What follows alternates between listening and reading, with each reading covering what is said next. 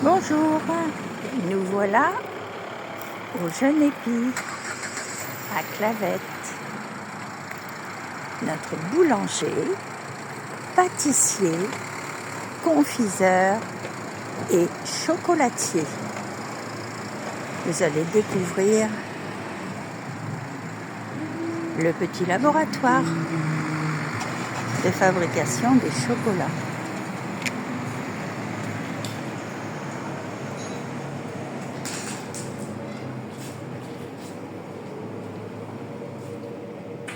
Voilà les petits ballotins.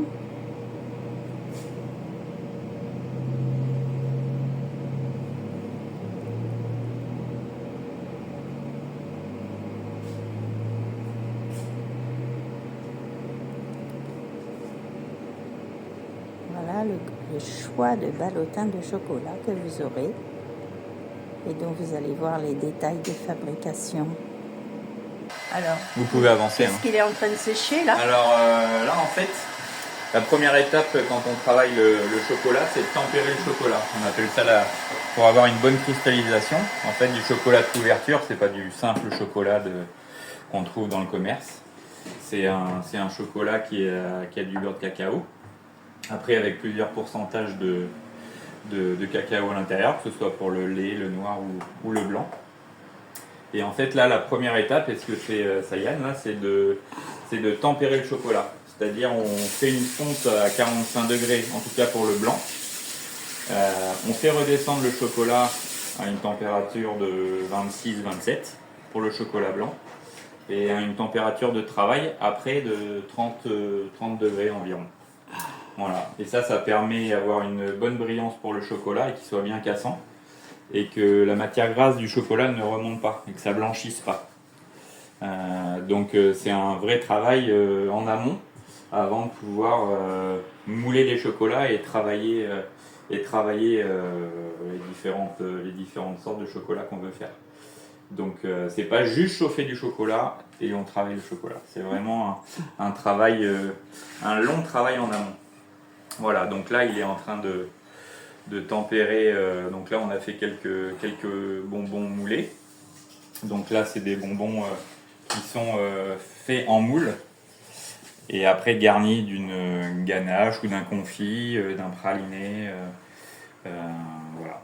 Et après on peut faire des orangettes, on peut faire des mendiants, voilà, on peut faire toutes sortes de choses. Au moins les rochers et les mendiants. Après ça, il y a des machines exprès qui tempèrent le chocolat. C'est-à-dire on met le chocolat dedans, ça s'occupe de le faire fondre, de le cristalliser, faire redescendre. Et nous on fait tout manuellement. On n'a pas de machine pour ça. Donc on fait ça à la main. Il se muscle. Ouais, bah c'est pour ça qu'il est musclé, ça y est. Comment il s'appelle ce jeune homme? Sayan. Sayan. Donc Sayan, il a un CAP pâtissier, un CAP chocolatier pour le coup. Et là, il passe un BTM en pâtisserie. Et là, vous avez Lynn qui est ouvrière chez nous, qui a été apprentie chez nous, qui a fait son BTM chez nous, une mention aussi. Et maintenant, qui est ouvrière à l'Épi Gourmet. Tiens. Alors, travailler en même temps ou vous voulez que je vous regarde? Ah non, bah, vous pouvez travailler en même temps. Je vous aide de temps en temps, un petit sourire, c'est bien. Alors, qu'est-ce qui vous a amené à choisir ce métier? Je suis beaucoup manuelle, je travaillais beaucoup avec mon père sur des petits bricolages et tout ça. Et c'est vrai que ce métier m'a plu, c'était par rapport à un stage que j'avais fait en 3e. Et ça avait tout de suite matché. J'adorais ce côté manuel, toujours de la créativité. C'est jamais une routine en fait, toujours une création. Oui, pour moi, par rapport à la boulangerie, c'est plus créatif. Oui, voilà, exactement. Et il n'y a pas de côté gourmande?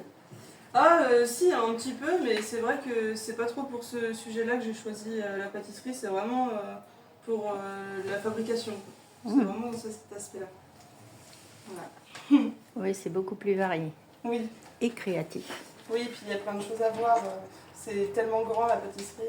Entre le sucre, le chocolat, on a toute la pâtisserie, le côté glacerie. Il y a énormément de choses à voir et c'est vrai que c'est un métier qui est très intéressant. Des sucres différents ou... Quand je dis sucre, en fait, c'est du travail de sucre tiré, par exemple. Vous voyez les fleurs en sucre ou les ruban. Je ne sais pas si vous avez déjà vu ça sur des pièces montées. Oui, oui. Et justement, ça aussi, on le voit aussi en pâtisserie. Et c'est un domaine qui m'avait beaucoup intéressée. J'avais beaucoup travaillé en BTN. Enfin, voilà, c'est très diversifié. Et votre petit collègue Moi, au début, je voulais partir dans la cuisine. J'ai fait un stage, mais je trouvais que c'était trop speed. Il fallait toujours être rapide, alors que la pâtisserie, c'est un peu plus posé. Et on a plus le temps de créer et faire bien les choses qu'en cuisine. Ah ben là, ce que vous êtes en train de faire, il faut être rapide quand même. Oui, oui, quand même. Ouais, il n'y a pas cette histoire de rush. Ouais, c'est vraiment, ça. faut tout envoyer. Que les clients attendent. Quoi. Alors, en restauration. Là. Oui, c'est autre chose. C'est un autre métier. Du coup, j'ai fait un stage et voilà. Et c'est parti. Ok, merci. Donc les mendiants, c'est juste un palais de chocolat poché.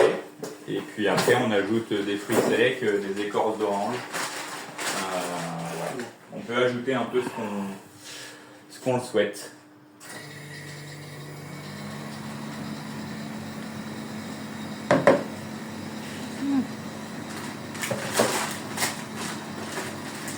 Et après, n'hésitez pas à poser des questions. Ils vont pouvoir répondre tout en travaillant. Il n'y a pas de problème.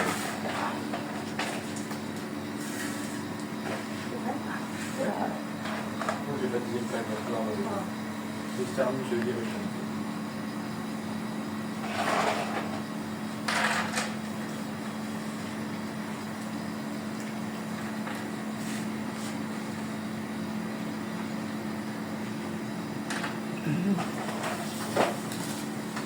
Donc là, normalement, le chocolat, là, quand elle va commencer à faire, allez, je dirais 3-4 rangées, là, Ouais. 3-4 lignes, les premiers vont commencer à cristalliser. Donc il faut aller assez vite pour mettre les fruits secs dessus, qui s'imprègnent bien dans le chocolat. Parce que si on attend trop, après ça colle plus du tout.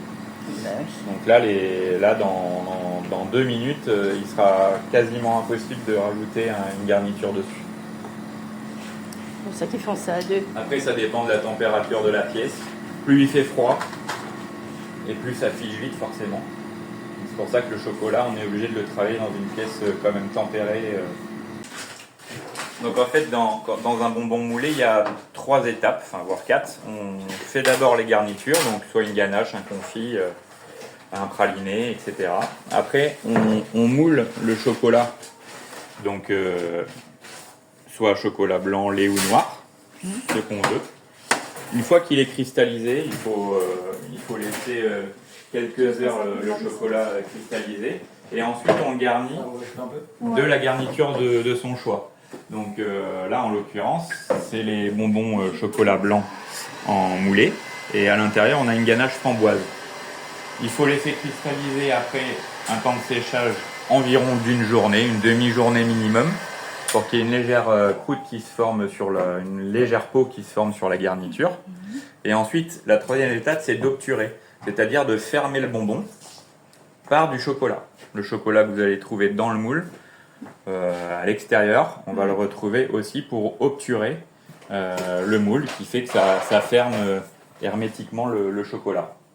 Et là, Donc il y a une ça, c'est la préparation, troisième là, étape. aussi. Donc là, c'est ce qu'on voit par exemple sur un bonbon comme ça, sur un caramel passion.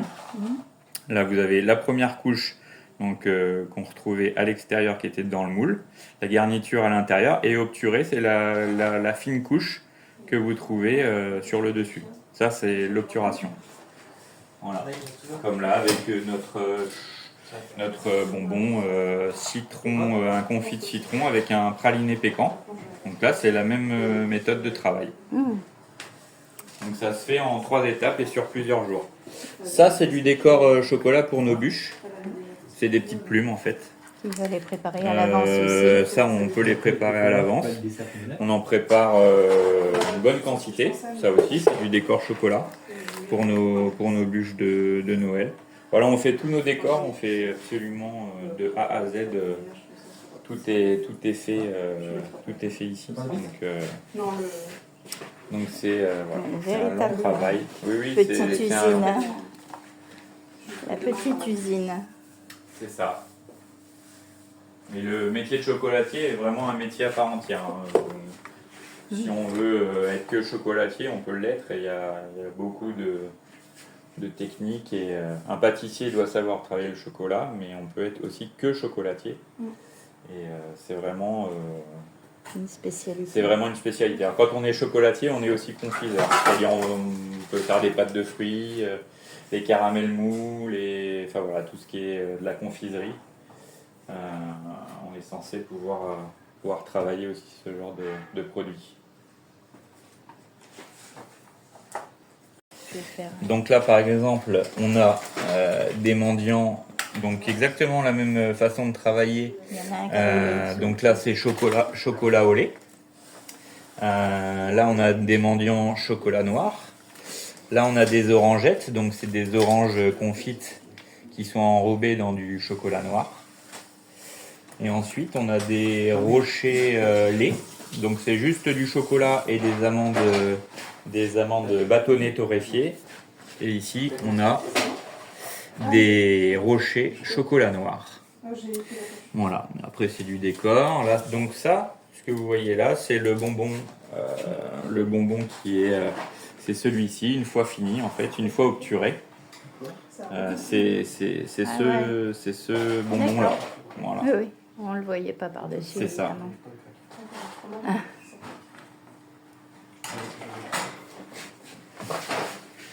Donc ça, c'est des bonbons qui vont être mis en ballotin, en petits sachets, voilà, et puis prêts à mettre en vente d'ici 2 jours. Les clavetés vont pouvoir se régaler. Exactement, c'est le but. Comme les gens de passage d'ailleurs. Oui, c'est ça, on en a aussi. On va nettoyer un maximum le pôle. Donc là, ça va être pour obturer les petits bonbons en bûchette là. Ils sont garnis de chocolat à la framboise. Le ganache à la framboise, c'est ça? Une ganache framboise. Et qui ont séché depuis hier. Oui, exactement. Donc là, ça y est, on est en train d'obturer. Et donc là, c'est essentiellement donc, au chocolat blanc. On fera les chocolats lait et le chocolat noir plus tard. Voilà, donc ça, le chocolat blanc, voilà. Donc là, c'est un chocolat blanc de couverture. Donc, qui est différent d'un chocolat blanc que vous trouvez dans le commerce pour les particuliers. Oui. Voilà, c'est juste là, en fait, c'est la teneur en beurre de cacao qui est vraiment, qui fait la différence. Nous, là, dans un chocolat blanc comme ça, professionnel, il faut au minimum 20% de beurre de cacao dans le chocolat. Et le chocolat blanc, c'est uniquement de la poudre de lait, du sucre. Voilà, contrairement au chocolat noir, où là, on peut avoir des pourcentages de cacao jusqu'à 100%, où là, plus la teneur de cacao est élevée, plus le chocolat va être amer en fait, et fort en cacao. Donc on trouve des chocolats noirs à 55% et ça va jusqu'à 100%. On peut passer par le 55, le 58, le 60, le 65, 70% de cacao, 90, voilà. Et là, voilà, manger du chocolat noir à 100%, voilà. C'est bien d'essayer une fois pour voir ce que ça fait, mais c'est pas forcément très intéressant gustativement. Puis après, les origines de chocolat, ça peut venir du Vietnam, de Côte d'Ivoire, d'Amérique du Sud. Voilà, nous, il vient du Vietnam essentiellement. Voilà, donc après, pour le chocolat au lait, c'est pareil, on peut avoir des teneurs en cacao. Nous, celui qu'on utilise là, actuellement, il a 39% de cacao. Donc là, Sayan, ce qu'il fait là, il chauffe légèrement le chocolat, ici, pour que quand il va venir obturer Oui. la couche par-dessus, en fait, elle vienne vraiment se coller à l'autre couche. S'il faisait pas ça, il pourrait y avoir un petit craquement entre les deux, et ça ferait que le fond pourrait se désolidariser en fait de la coque du moulage. Donc c'est pour ça qu'on le chauffe, mais vraiment très très très légèrement. Oui, il ne faut pas que ça fonde et que ça s'écoule. Oui, voilà, c'est ça. Il faut surtout pas le faire fondre, c'est pas le but. Enfin, le faire fondre, mais vraiment très superficiellement, quoi. Donc là, il met une feuille de papier guitare. Alors ça, c'est facultatif, on n'est pas obligé de le faire. Mais nous, on le fait, voilà. Ça rend le chocolat plus brillant. Après, quand on enlève, quand le chocolat est cristallisé, quand on enlève cette petite feuille, en fait, le chocolat est brillant. Voilà, c'est la seule différence. Mais là, il pourrait très bien mettre son chocolat, obturer directement avec le triangle et ce serait tout à fait... c'est dans les normes de ce qui se fait aussi. Surtout que c'est par-dessous, alors... Oui, c'est par-dessous, c'est sûr. Mais après, c'est vrai que ça empêche aussi, ça fait un travail un peu plus fini, un peu plus propre. Donc là, voilà, là, il pourrait racler son chocolat aussitôt. Et nous, on préfère mettre un petit film alimentaire dessus. Il n'a plus qu'à racler, enlever l'excédent de chocolat. Et là, on peut laisser, en une demi-heure, si on les met un peu au frigo, on peut les enlever et les démouler. Voilà.